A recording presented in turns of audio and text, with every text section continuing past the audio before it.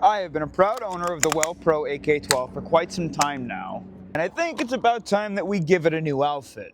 And by outfit, of course, I mean some accessories, which is why I'm really excited to bring you a brand new sponsored product for this channel, and the first time that I've ever partnered with VOTATU, I think that's how you say it, VOTATU, who was kind enough to send out the V848 light laser combo from their line of lights and lasers. And I've heard great things about this company, so I'm really excited to check it out. It looks like there's a little green sticker on the top left, so I'd imagine that it's a green laser. I don't know if they have different greens and reds. The user manual, which I'll take some time to read so we can get everything correct, and of course all the goods. Pop these things out of their bags. I'm really excited to install this. This will make some low light gameplay as well as indoor gameplay nice and easy. Take a look at that chunker. A lot of bells and whistles on this thing. See what else comes in the package. What do we have here? Oh, smokes. Comes with a pressure plate too. That's perfect. That's absolutely perfect. I'm glad we brought out the Well-Pro. I hope it fits well on there. So we got a little snack. And accessories are the base. Pull this out. See what else they got. All of our mounting hardware. And I would assume here's a charging cable. A few things to note. Something that I read is this device claims to have a 2.5 hour runtime on a full charge, with that chonky torch pushing up to 1700 lumens, which is a ridiculous power output.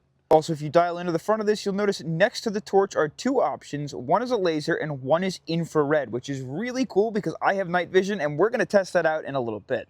But before we mount it on up, I want to take a look at the user interface and some of the things that I noticed. So first of all, you have your windage and elevation adjustments, which are going to allow us to adjust our laser based off of where we're shooting, which is really cool. That'll make sure things are pretty accurate when we're under fire. This is one of the more confusing switches until you know how easy it actually is.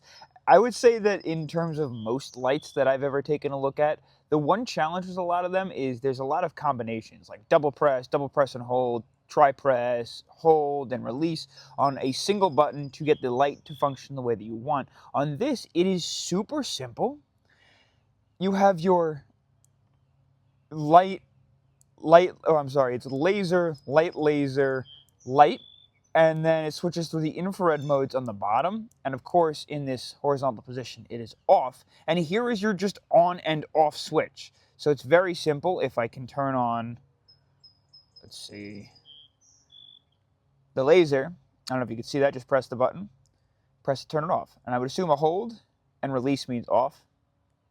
Super simple. And then we'll test this at night too. Same thing with the light. My hand basically turns white. Look how bright that is. Oh my God, that's warm too. Not even joking. That's actually very warm. And on the back, you have your little indicator.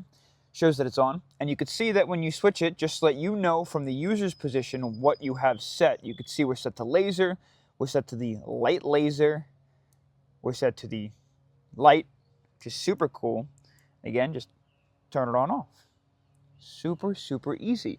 There's your charging port. It's really cool because it's magnetic. So easy, just take this guy, put it on, and it charges. Green mean good, red mean not so good, probably need more juice. The only downside is I would like it to be USB-C, just because it's something that we all have lying around, but this charging port's not going to break as long as you have the charger.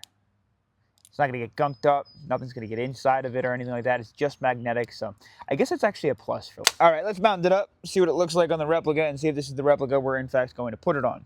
So it looks like this is under spring tension to keep things locked in place, and they are already Loctited screws. We just have to mount it on the top of the replica. So I'll get some screws out, proper tools. Oh, it looks like it comes with the tools for it. We'll use those. We know they're the correct size. And we'll just mount this guy on up. Loosen the one, loosen the other, and then I think what we're going to do is probably wind up running the pressure pad. If not, I'll install it just for the heck of it so you can see how that works. Sits on there nice and snug. And then we just got to go back under and attack those two screws. It's a beautiful light laser combo. I actually really like the way this looks. A lot of people are going to hate that I say this. I think it looks a little nicer than a PEQ box. I've never owned a PEQ box. I want to mount this guy up too, and here's what I'm thinking. So obviously I'm probably going to want to put it here, just because my hand will be here if I'm using this grip. But I don't know. We'll put it there just for the time being. This is just your button. And it should just slide forward on here, or does it just snap on? Not sure. There's no screws. I really don't know. So just keep in mind, you see how this has the spaces? This rail is short, and it's got these big chunky like spots for the screws. You can't get this on there because the screw ports get in the way. I might be able to put it down here, but it's going to be a little goofy. I don't think I even want to put it down there. Even then, it's not going to fit. Regardless, I'll show you how it plugs up, and then maybe we'll throw this on a different replica. But all you have to do is pull out this little tab, which is tethered onto the back of the flashlight. Put this guy in, locks in nice and snug, and then there you have your pressure pad. And the same thing, if you want, you can turn it off, turn it on. You see how the little battery goes on and off? Turn it off, turn it on. If you press and hold, it stays on. Press and release, it stays off. And then, of course, they also offer an M-lock attachment point, so you can take off this housing and put on M-lock. This doesn't have M-lock on it either. I might have to throw this on a different replica to test it. Now let's just say you actually want to throw the light onto M-lock as well. I believe they include some M-lock screws. And you can actually detach the light and attach these at the base, and you can attach this through M-lock. It's got little M-lock boots. I want to switch this off to a different replica, and I actually need to throw on the M-lock attachment point, and I figured it's worthwhile to show you how to get this out because there is no screws or any mounting hardware. You're just going to peel it out. See that? And then we should be able to throw this guy into the new M-lock housing. And I think it's going to go through here. Yeah. Make sure the wire goes through that little slot. It should just snap in place. I believe do we have to go through here first? Might have to go through here first. And then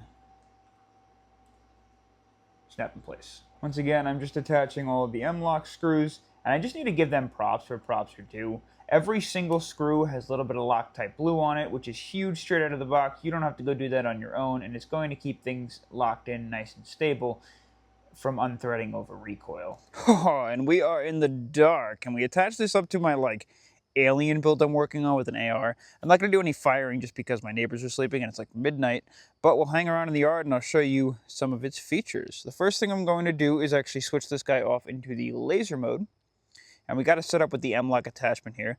I'm going to go ahead and press the M-lock button, or like that little pressure switch now, the pressure plate, and I'm going to switch off the flash so you could see the laser to start. All right, laser on, and I got like a grainy filter on, but you could see that laser is ridiculously powerful. You see the whole beam out there, and we'll see how far distance-wise we can get this to go. I mean, that is, I don't even know how far that is, but that is a strong laser. You're going to see that from the side profile. That thing looks like a lightsaber. All right, with that off, I'm now going to switch it to the light laser combo. You'll see both of those working at the same time, I believe. Yeah, that's the light laser. Let's do the light first, the flashlight first. Again, switching it off, and we'll see what kind of light we get. I'm sorry, is it daytime? Because it sort of looks like daytime to me. Holy smokes.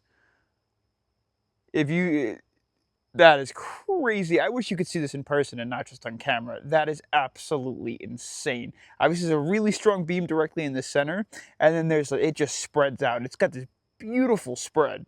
And now again, like I said, if we switch that up into the top mode, that'll be light and laser combo. And we'll go ahead and pop this guy on. I don't know if you could see, oh, you can see the laser down at the center there. That's kind of cool. I feel like I'd prioritize using one over the other, but it's cool. You got like the aiming factor and then also the flashlight. Awesome. Let's turn that off. All right, now if we remember correctly, we got infrared, the IR laser. we're going to switch this over to the IR, and what that does is it's going to create a laser beam that we can't see with our naked eye, but night vision goggles can. And just to test that, we'll just pop the whole helmet off. So I got a pair of digital NVGs. These are the Goyo-Joes, the Goyo-Jo GNG 2Ks, and they're my digital NVGs. And we're going to see if we can see that IR laser without our naked eye, but on here. I'll throw the little screen up because this records. I'll throw the screen up down here. All right, here we go. We're going to press the button. I'm going to turn off the flash now. All right, so I know it's dark. Both the NVGs are recording now as well as the camera. And I'm going to turn on the laser here, and you shouldn't be able to see it on the phone. Can't see it on camera, but you can see it through the NVGs. That's crazy. Take a look at that. And then I know it's got another setting too. Let's see what that does. I'll just go ahead and flip the switch. Whoa. Okay, so that adds a light. That brightens the NVGs a whole ton. There's like a IR flashlight. What the? Let's go one more switch. Okay, so that's just the IR flashlight. I don't know if you could see that. And then we have the flashlight and laser, and then just the laser. That is absolutely nuts. And there you have it, the V848 from VOTATU. I guess let me know what you think. I think this thing was built beautifully. It works as expected. It is rock solid. It looks nice, and it's got some really cool features. The laser's strong, the flashlight is strong, the fact that it's got IR built in, and I think a huge props to the fact that there's a dial that allows you to activate whatever setting you want instead of having to like combo press a single button. I really do like that. I also think the charging port, as much as having like a charger that isn't something that you have sitting around all the time, is kind of annoying because most people already have USB-C. I guess this does avoid gunk and stuff getting in there, so I don't think you have a problem. It's more just keeping a charger on hand. But I know those chargers become a little more popular, especially on like replica related stuff. Really cool. It's got a lot of pluses, very little minuses. I think, honestly, if it holds up to the 2.5-hour charge that it says it does, and also has the ability to resist things like drops and resist rain and stuff like that, I think that really definitely takes the cake for me. I love this thing. I think it's really cool. Let me know what you think. Thank you again for partnering with me, VOTATU. I think that's how you say the name. I'm so sorry if I'm butchering that. VOTATU, and I'll see you guys in the next adventure. Peace.